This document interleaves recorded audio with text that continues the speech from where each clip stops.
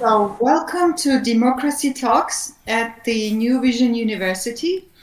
I'm Ekaterina Christesashvili, Associate Professor in Politics and International Relations, and I have the honor to announce that the School of Politics and Diplomacy is starting a series of free webinars dedicated to different aspects of democracy. Welcome to Democracy Talks. So we will meet twice per month. Associate Professor in Politics and International Relations. We will meet twice per month, every Wednesday at 6 o'clock in the evening, and we will offer 15-minute presentations on various topics, followed by the question and answer sessions. So please be our guest and send us your questions so that we can discuss and answer them in the end of each session. Our first session is dedicated to the concept of citizenship, and Professor Surreya, our faculty member, will explore the evolution of the concept looking at ancient Greek times, will examine its development in the era of Renaissance, post-French Revolution period, and finally will elaborate on the modern understanding of citizenship. So Professor Yiigit received his Bachelor of Science in International Relations from the London School of Economics, his MPhil in International Relations from Cambridge University, and his PhD from Donetsk National University. His research interests focus on British politics, Central Asia, foreign policy, and post-communist transition. And he's currently chairman and co-founder of the Regional Development Studies Institute based in New York. He has lectured at several universities in Scandinavia, Turkey, Central Asia, and now he's with us in Georgia, teaching at the New Vision University. So, Professor Yiigit, welcome, and we look forward for your presentation today on the concept of citizenship and the following discussion. So, the floor is yours. Thank you very much indeed, Ekaterine. I'm very honored. It's a distinct honor and a pleasure to be giving the inaugural talk today. And as you mentioned, I want to focus on citizenship. Given the fact that I've got 15 minutes, I'm just going to focus on the ancient world, but perhaps we might be able to branch outwards in the questions and answers. So I want to focus on ancient Greece and Rome. I want to focus on Sparta, Athens, and Rome, and what citizenship meant in those times. So if we can, as it were, transport ourselves there, what would we find? Well, traditionally, there's been two central avenues through which to gain citizenship. First, by jus soli, which is birthright citizenship, whereby you're born on that territory. Secondly, the jus sanguinis principle, which is through parents, by blood, as it were. And let me share my PowerPoint with you. Please bear with me for a second.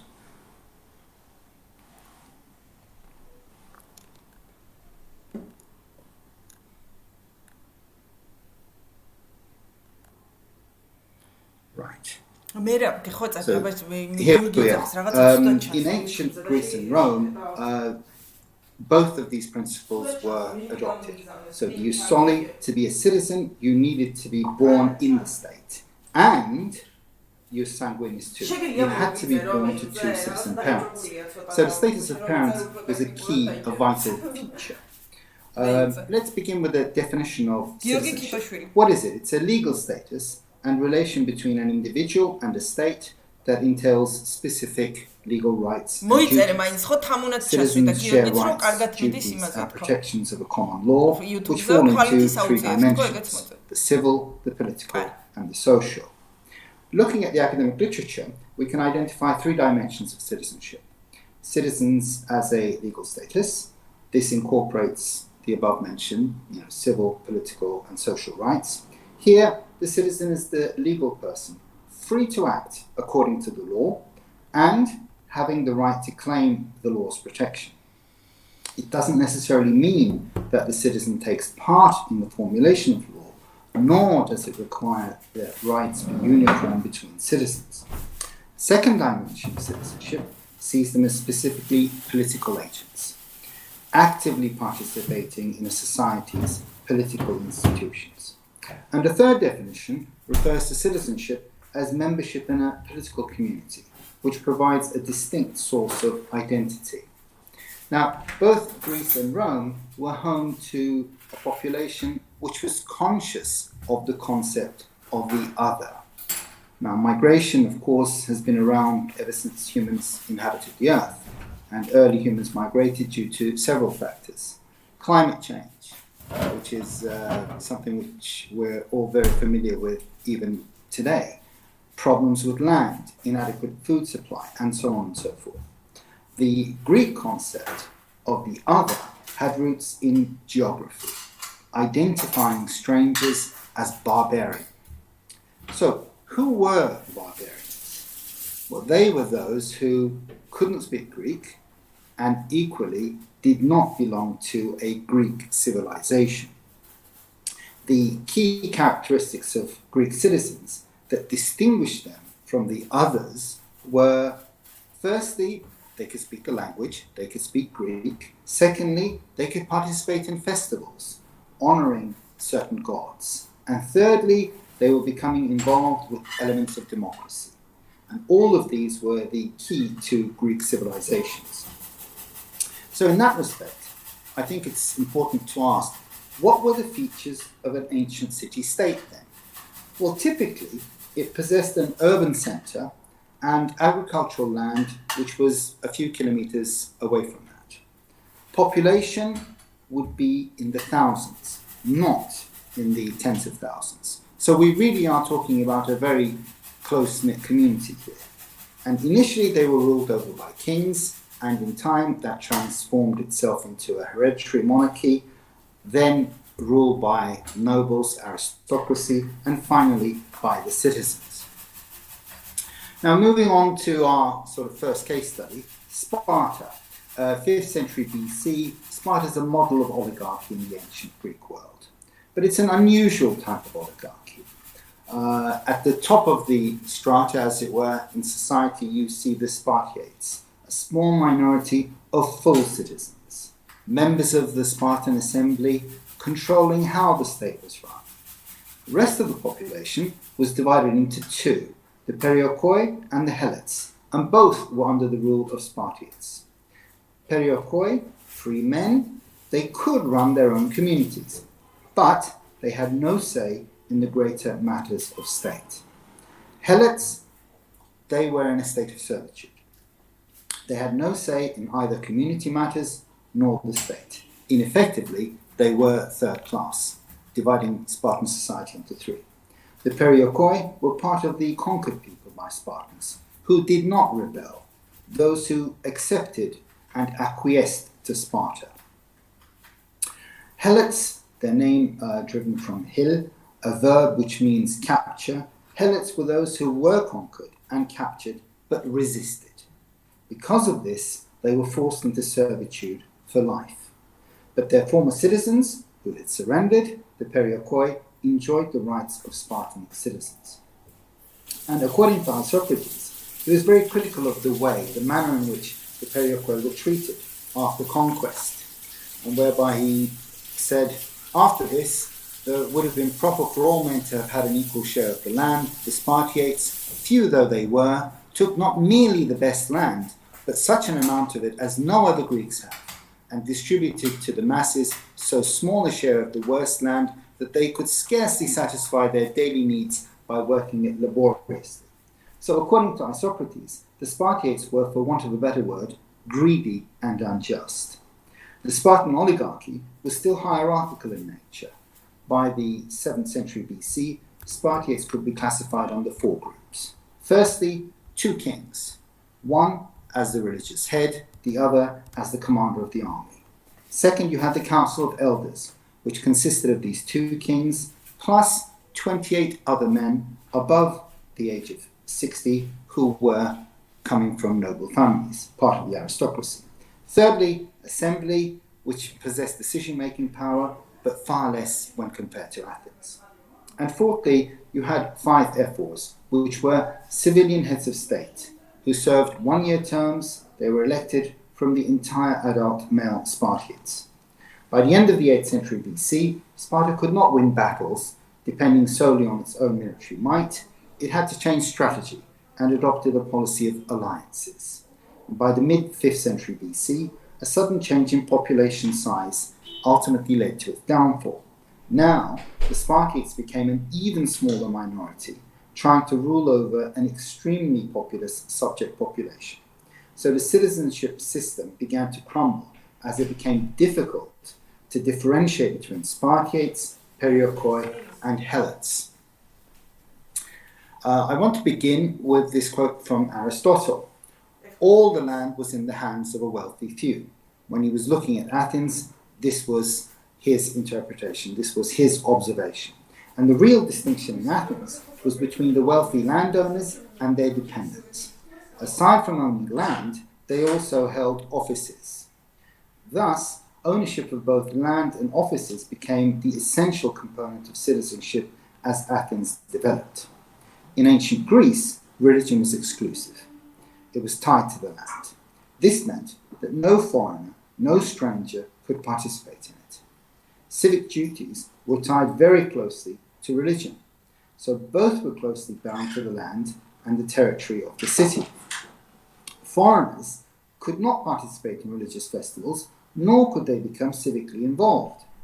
One must remember, however, that being part of the religious community was not the same as benefiting from the full rights of participation in the civic realm. For example, women, slaves, children, they could enter the spiritual domain, but not the temporal, not possessing full citizenship rights. Not surprisingly, only Athenian adult men enjoyed full rights of citizenship. So during and after the Peloponnesian War, which, as I'm sure we will recall, Athens lost and Sparta won, Athens' view of citizenship changed. No longer was it seen as sacred and precious. Citizenship was extended considerably during this period, primarily due to military and commercial factors. During the Peloponnesian War, Pericles, in his funeral oration, stated, "We throw open our city to the world and never by alien acts exclude foreigners from any opportunity of learning or observing, although the eyes of an enemy may occasionally profit by our liberality." Pericles underlined the principle of equal justice under law, whereby he stated, "If we look to the laws, they afford equal justice to all in their private differences. If a man is able to serve the state, he is not hindered by the obscurity of his condition. The freedom we enjoy in our government extends also to our ordinary life. There, far from exercising a jealous surveillance over each other, we do not feel called upon to be angry with our neighbour for doing what he likes." Pericles also highlighted in the funeral oration the vitality of merit by stating, "Advancement in public life falls to reputations for capacity, class considerations not being allowed to interfere with merit. Our ordinary citizens, though occupied with the pursuits of industry, are still fair judges of public matters. At Athens, we live exactly as we please, and yet are just as ready to encounter every legitimate danger." So Pericles advocated public life should not be limited to citizens alone. It was during the Peloponnesian War that the law on citizenship was changed. The requirement of both parents being Athenian was amended, and citizenship given to those with just an Athenian mother. The change took place due to the number of high casualties. Therefore, circumstances forced this change during the war. After the war ended and Athens had surrendered, the citizenship requirement reverted to as before, to stabilize the population. It was a temporary change responding to contemporary challenges. Athens had grown as a mighty power in ancient Greece, which had led Sparta to fear it at the onset of the Peloponnesian War, primarily due to its system of metics. Now, metics can best be understood today as what we would call a resident alien. They were either former slaves or immigrants in Athens. The metics were distinguished from citizens by cultural rather than economic reasons. Some were very wealthy. The main difference focused on citizenship rights and duties and the metics. Now, metics shared the duties of citizens. For example, they paid taxes, they served as soldiers, but could not own land. They could serve as jurors and speak in the assembly, and they were protected by the courts. So an Athenian extension of citizenship certainly helped grow its economic and military power. When comparing it to Sparta's treatment of foreigners, we can see a major difference in approach, policy, and outcome. So, reverting back to Aristotle and his definition of a citizen, he recorded it as a citizen pure and simple is defined by nothing else so much as by the right to participate in judicial functions and in office. Based on this, then, a metic was a sort of non-citizen who couldn't participate in offices which defined citizenship, but nevertheless coexisted in Athenian society. Metics had to have an Athenian citizen as a sponsor. Their labour, their skills were a major factor in ensuring the wealth of Athens. Compared to Sparta, rather than enslaving non-citizens, Athens permitted integration. They did not become citizens of Athens, but were far better off than they were in Sparta. Basically, the benefits of being a non-citizen in Athens was much better than being a slave in Sparta. The Athenian system created a path whereby metics could not only prosper economically due to their skills, but some became wealthier than some Athenian citizens. That was simply impossible in Sparta. It was this inclusivity administered in Athens which set it apart not only from Sparta, but from all the other Greek city-states. Their openness to foreigners and acceptance to allow them to participate allowed Athens to prosper. Now let's look at our final study of Rome. Now, beginning of the empire,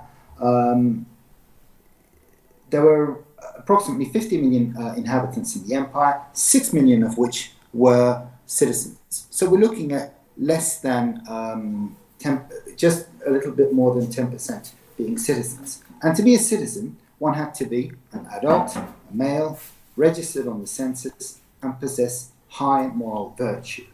And the empire was categorized into three sections, as it were.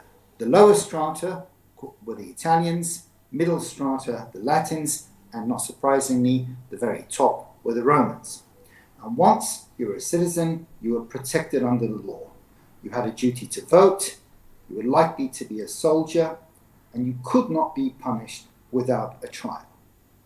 Now in Rome, there were 5 ways that you could become a Roman citizen.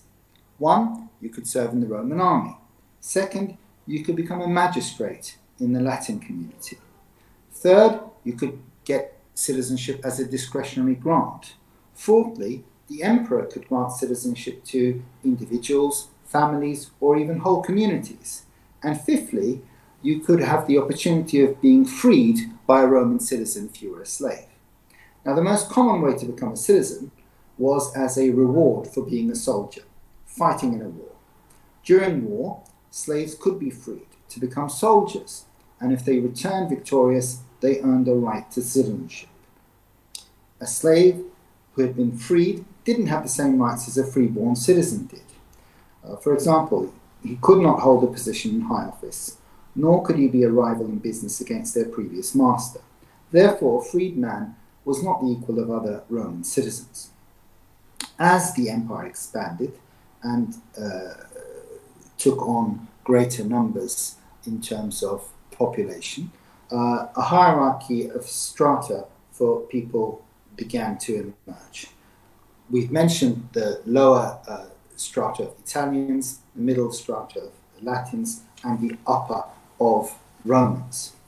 And an issue came to be discussed amongst the Roman citizens, and it referred to the emperors granting citizenship. Now, Roman citizens feared that the emperor granting citizenship to whole communities would lead to these new citizens being loyal to the emperor. And Roman citizens did not fear or contest citizenship being given to soldiers or automatic promotion of Latins. There was agreement that this was the right thing to do. But these ideas of personal grants of citizenship did create a lot of disagreement. So, in conclusion then, As the Roman Empire expanded, the 3 levels of citizenship with corresponding rights and duties, which were almost entirely separate, began to crack. Some wanted the hierarchy to remain unchanged. Others wanted to elevate Italians to Latin citizenship and all Latins to receive Roman citizenship, thus effectively destroying the 3-tier system and initiating a dual-tier hierarchy.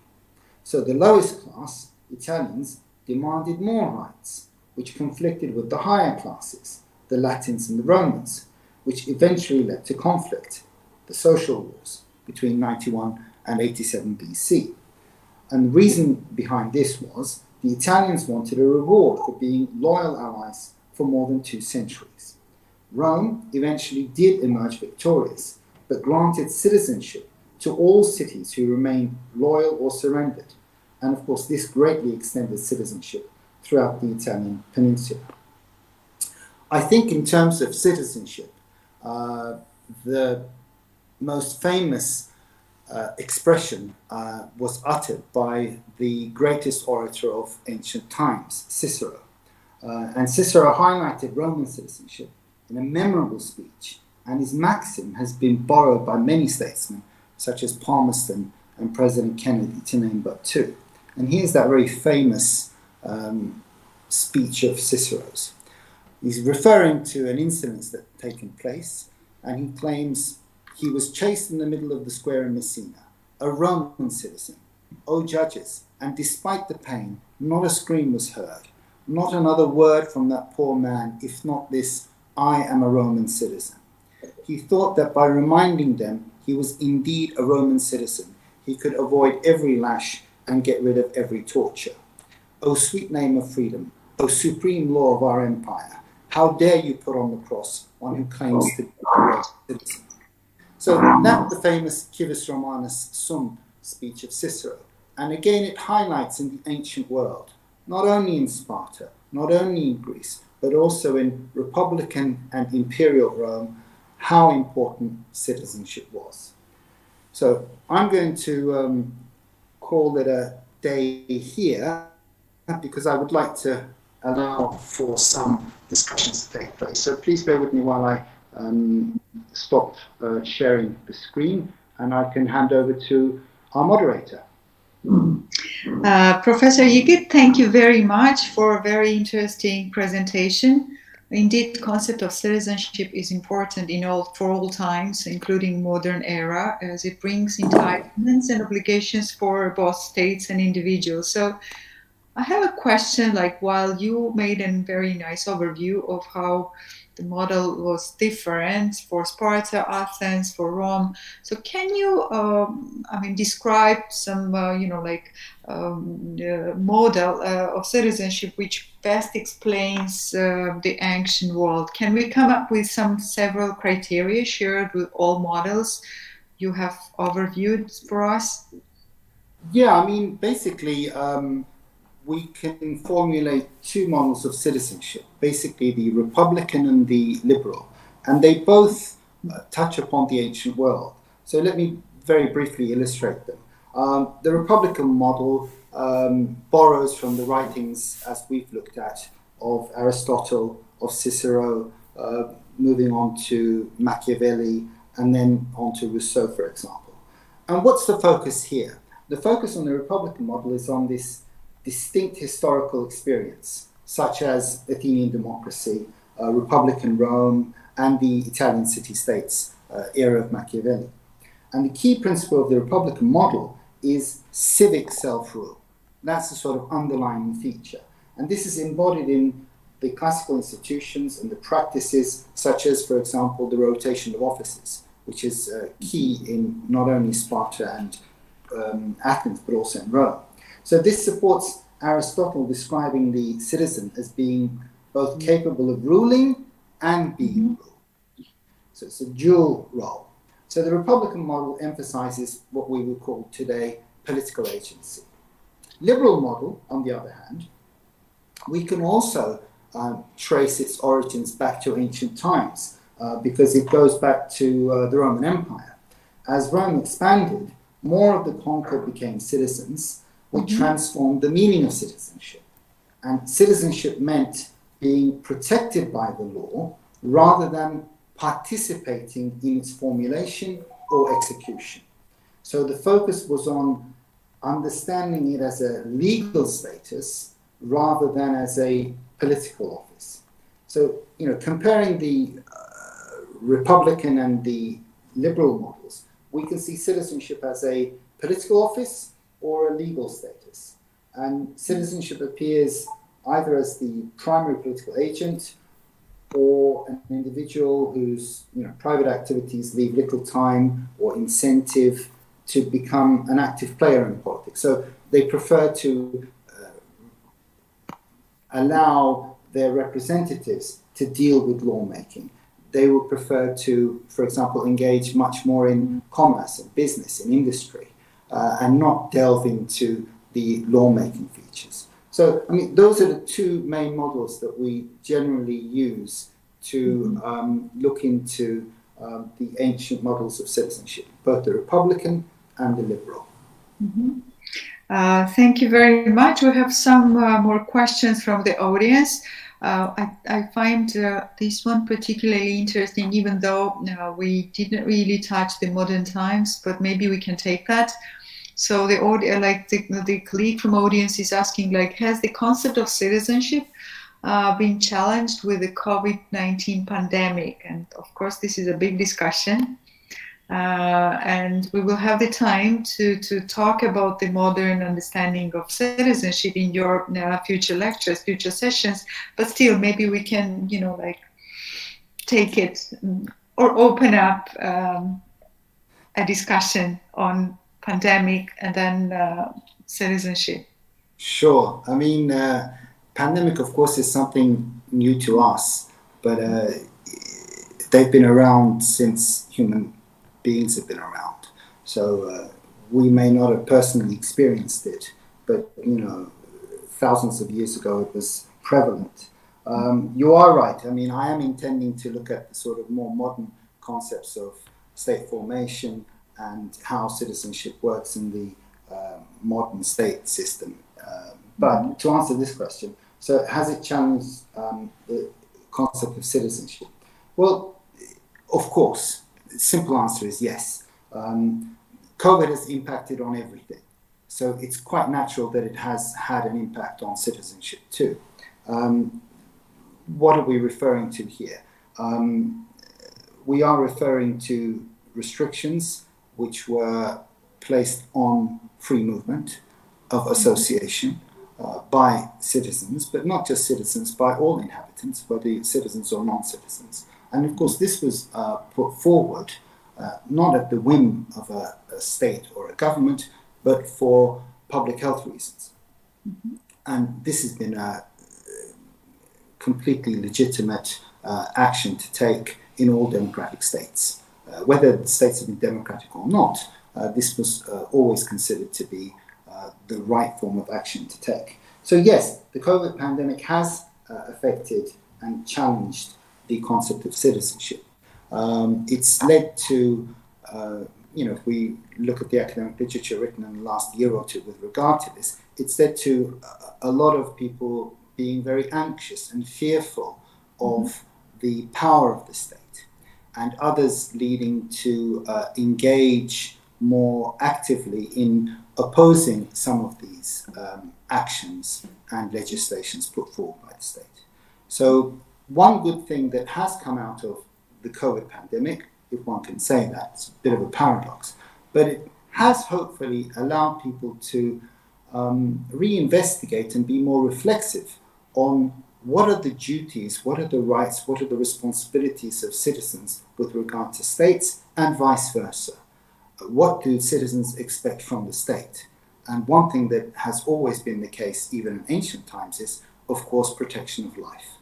And we can forward this to the American Revolution, the French Revolution, and so on. The concept of life, liberty, property, life, liberty, fraternity, and so on. So I'd like to sort of put a positive spin on that effect of the COVID pandemic on citizenship. Thank you very much. We have another interesting question, which also exceeds the scope of today's lecture. So I'll just I will just quote it, and maybe we can even dedicate a separate session to the related discussion. So the question is, how does concept of citizenship apply to de facto states? So probably the author is referring to the concept of duty bearer, which in this state will not be recognized by international law. So the correlation between rights holders and duty bearers. I mean, my answer to that is, well, okay, we know we have de facto states and we have the Euro states, but the whole idea here is on action. And any authority which puts forward the case that it's a legitimate authority, which demands loyalty from its population, inhabitants, subjects, citizens, call it what you will, it's a dual process. So if you're demanding loyalty, then you're also expected to provide. And what are you expected to provide? Well, the provision is, number one, security. So, put away the idea of de facto and de jure. The concept of citizenship with regard to states is, as I said, it's a two-way process. And it's also covering many different dimensions.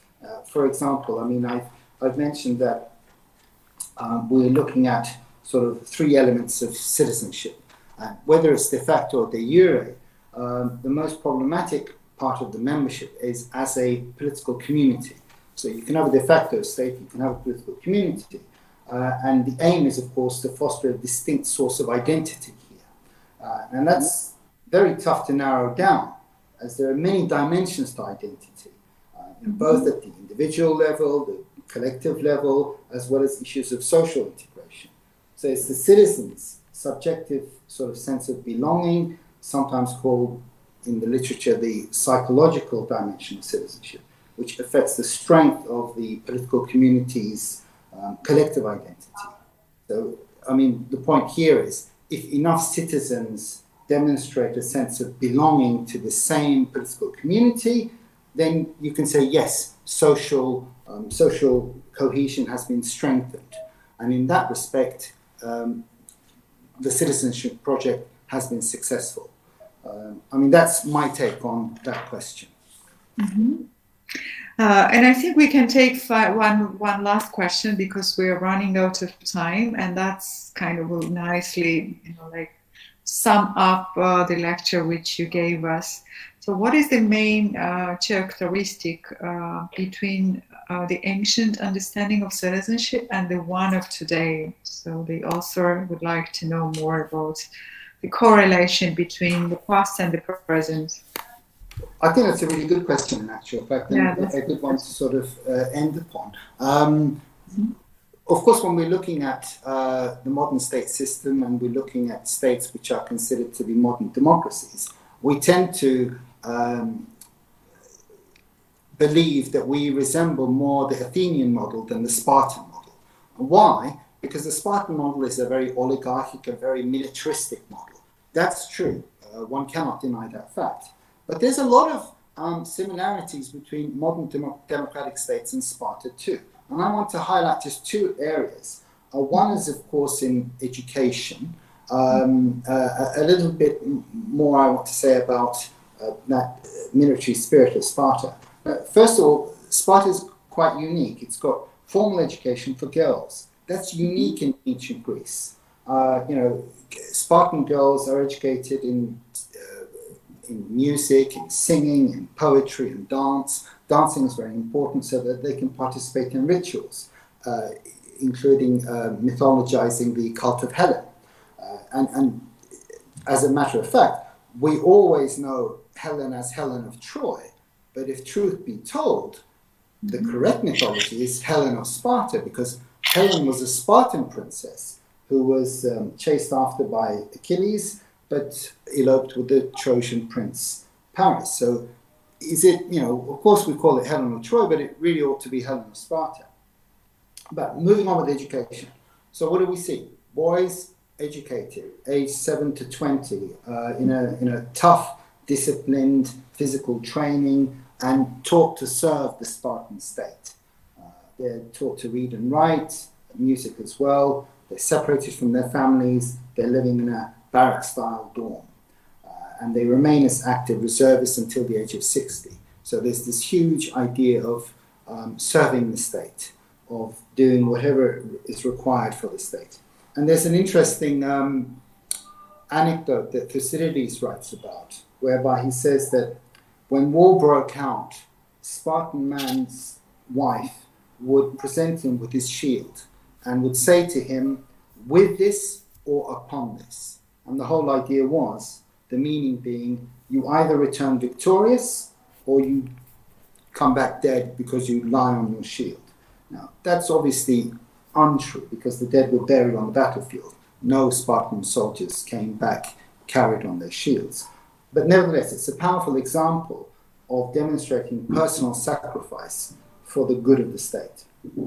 So in terms of that, the Spartan women, literate, numerate, very, very rare in the ancient world.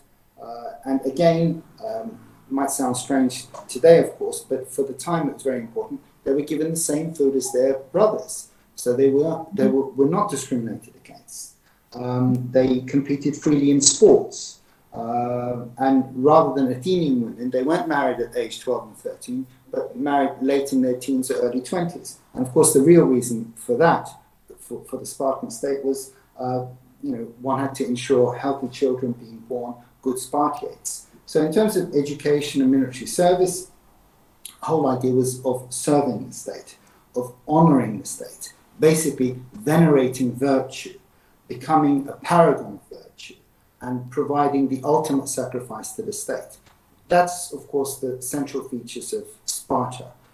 Athens, more cultural, more liberal in that respect, and we tend to, as I said, focus and associate the modern democratic state with more Athenian democracy.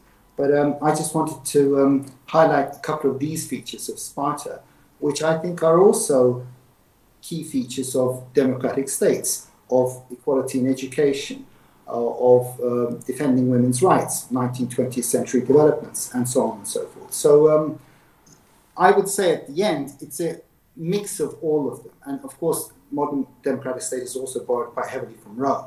So it's borrowed elements from all of them. But of course, Sparta is an extreme example, and Rome and Athens probably fits in much more with what we would associate with our understanding of the current democratic state. So thank you for the question. Professor Yiigit, I'm confident we will continue talking on the concept of citizenship.